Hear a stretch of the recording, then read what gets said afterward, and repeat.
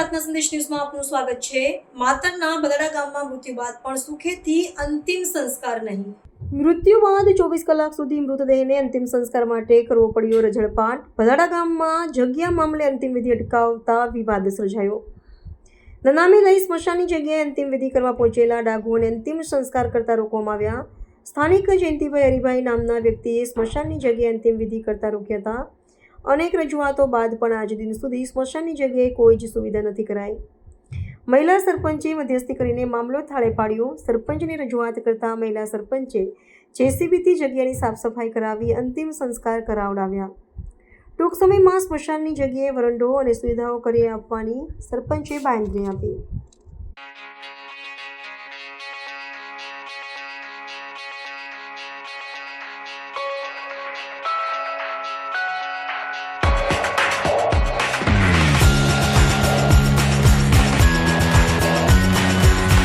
લક્ષ્મણભાઈ ભૂપતભાઈ ભાખરી। તમે શું કહેવા માંગો છો?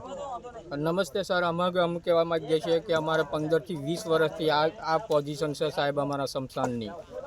ચોમાસામાં અમારે બહુ તકલીફ પડે છે, પણ 15-20 વર્ષથી કોઈ સાહેબને અમે કલ્પેશ આશા ધારાસભ્યને પણ જાણ કરી, સરપંચને જાણ કરી, પણ સાહેબ કોઈ અમારું વિચારતા નહીં, કોઈ મન ઉપર લેતા નહીં। આ અમારે જો સાહેબ પાણીમાં અમારે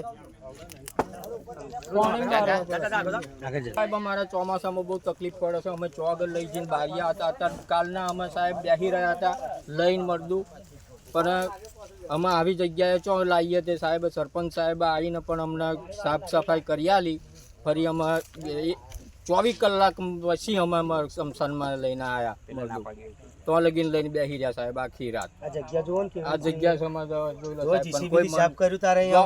ગામે ગામ સાહેબ વંઢા ચારે બાજુ માર્યા પછી સ્મશાનની જેટલી વ્યવસ્થા કર્યા પછી પણ અમારી કોઈ વ્યવસ્થા જ નથી।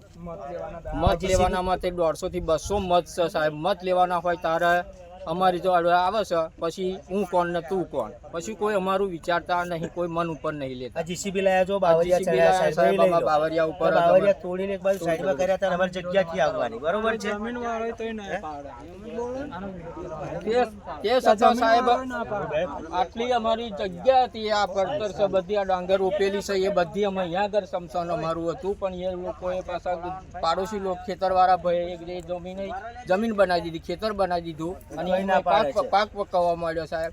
અત્યારે અમે અહીં લઈને આવ્યા તો અમને અહીં નતા બારવા દેતા, ના પાડે છે એ ગામનો ખેતર પાડોશી ભૂપતભાઈ શંકરભાઈ સુનારા વાઘરી, અમારા વતની ગામ દેવીપુજક, ગામ ભલાડાના રહેવાસી। અમારા ગઢિયાએ હતે આ સ્મશાન બાંધેલું, ગઢિયા વર્ષોથી અમે અહીંયા બારતા હતા। અત્યારે અમારે આ બનાવ બન્યો છે, આવું મારો ભાઈ ઓફ થઈ ગયો છે, તો કાલનો અમે લઈને બેસી રહ્યા છે સાહેબ। તો તમે કોને રજૂઆત કરી?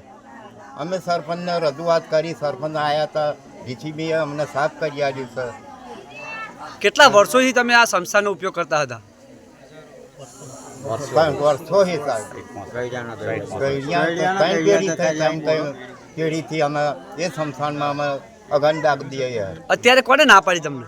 અત્યારે આપણે જાનતીભાઈ હરિભાઈએ અમને ના પાડી કે આ અમારું ઝાડ કોને પાડ્યું, તમે સરપંચને બોલાવો અને તે પછી અત્યારે તમે તમારી વિધિ કરો, આવું કહ્યું। વાઘરીવાસમાં જે ઘટના બની એમાં જાણ થઈ હતી અમને, તો અમે ગયા હતા અને ત્યાં જીસીબી દ્વારા અમે સાફ સફાઈ કરી આપી। તો વાઘરીવાસની એવી માગણી છે કે અમારે સ્મશાન બાબતથી જે અને જે સુવિધા જે મળવી જોઈએ અને જે થોડી ઘણી જગા બાબતની જે કકડાટ ચાલતો એના વિશે શું કહેશો? હા, એ થઈ જશે થોડા ટાઈમમાં। હજુ અમારા અહીંયા આગળ 2-3 મહિના જેવું થયું છે પંચાયતમાં બેઠા। પ્રાર્થના સંદેશ ન્યૂઝની તમામ લેટેસ્ટ અપડેટ્સ માટે ચેનલને હમણાં જ લાઈક, શેર અને સબસ્ક્રાઇબ કરો।